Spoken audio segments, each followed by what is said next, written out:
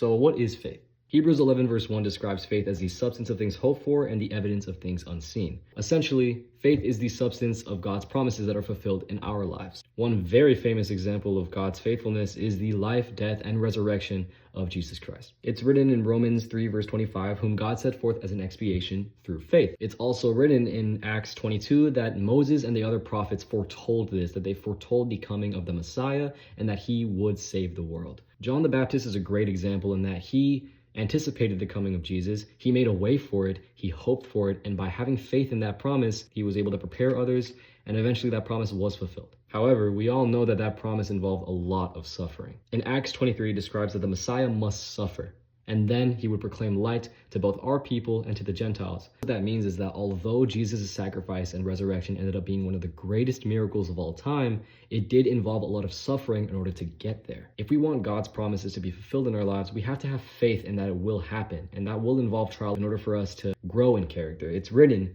in Romans 5 verses 3 to 4 that we even boast about our sufferings because suffering produces endurance, and endurance proven character, and proven character hope. So to summarize it all, faith is the substance of the promises that God fulfills in our lives. The ultimate example of God's faithfulness and his willingness to fulfill his promises was his son, Jesus. And although that promise did involve a lot of suffering in the beginning, it ended up being the greatest miracle of all time.